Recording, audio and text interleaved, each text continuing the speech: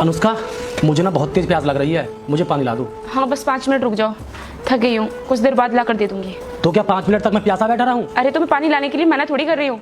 आप तो देख ही रहे हो बाहर कितनी तेज धूप हो रही है, और इतनी धूप में मेरी गोद में बच्ची भी थी और हाथ में ये सामान भी था, इसलिए मैं थक गई हूँ। आप थोड़ी देर रुक जाओ ना, मैं भी आपके लिए पानी ला कर दे दूंगी। अरे तू बच्ची को गोद में उठाकर लेकर आई है तो तूने मुझ पर कोई एहसान नहीं किया है। तेरी बच्ची है, अगर तू नहीं लाएगी तो फिर कौन लेकर आएगा? अरे आप ऐसी बातें क्यों कर रहे हो?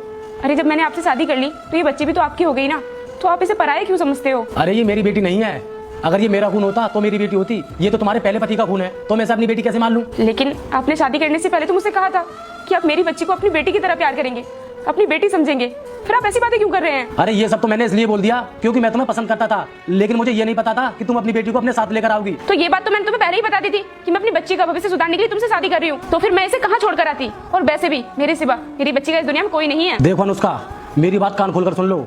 अगर तुम्हें मेरे साथ रहना है ना तो इस बच्ची को छोड़ना होगा, चाहे तुम इसे अनाथ आश्रम में छोड़कर आओ या फिर कहीं और छोड़कर आओ, मुझे कोई फर्क नहीं पड़ेगा। सतीश, ये क्या बोल रहे हो तुम? तुम्हारा दिमाग तो ठीक है? मैं जो बोल रहा हूँ बिल्कुल सही बोल रहा हूँ। अब फैसला तुम्हारे हाथ में है कि तुम्हें क्या करना है। सतीश, तुम मेरी बात समझने की कोशिश करो। मैं अपनी बच्ची को अनाथ आश्रम नहीं छोड़ सकती, और अनाथ आश्रम तो वो बच्चे जाते हैं ना जिन बच्चों को इस दुनिया में कोई नहीं होता। और जब मैं जिंदा हूँ तो मैं अपने जीते जी अपनी बच्ची को अनाथ आश्रम कैसे छोड़ सकती हूँ? अगर तुम नहीं चाहती तो क्या हुआ, मैं तो चाहता हूँ ना कि तुम्हारी बेटी इस घर में ना रहे।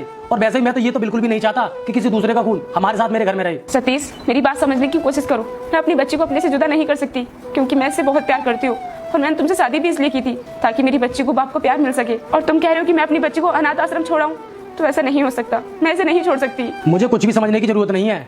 अगर तुम अपनी बेटी को नहीं छोड़ोगी तो फिर मैं तुम्हें छोड़ दूंगा, और अगर मैं तुम्हें छोड़ दूंगा तो उसके बाद तुम्हारी क्या जिंदगी होगी ये तुम खुद भी जानती हो। मैं तुम्हें कल तक का समय दे रहा हूँ, सोच समझ कर बता देना मुझे।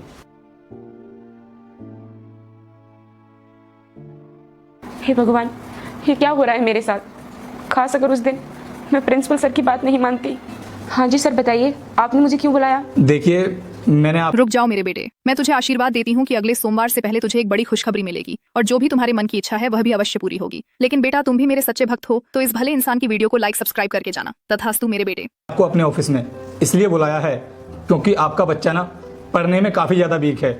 हमारे स्कूल के जो भी टीचर उनकी क्लास में जाते हैं ना, वो सब मुझे आकर के बताते हैं कि सर, आप परिधि के पेरेंट्स को बुलाइए और उनको बताइए कि वो अपने बच्चे पर ध्यान दें, क्योंकि मैम आपको तो पता है कि स्कूल के अंदर हम बच्चे पर ध्यान दे सकते हैं, लेकिन माँ बाप की भी तो कोई जिम्मेदारी होती है कि वो घर पर अपने बच्चे पर थोड़ा ध्यान दें। इसलिए आप अपनी बेटी को घर पर भी थोड़ा पढ़ाइए। सर, मैं उसे कैसे पढ़ाऊँ? मैं तो खुद पढ़ी लिखी नहीं हूँ। वैसे आपके हस्बैंड के साथ में ऐसा क्या हो गया जो आप इतनी कम उम्र में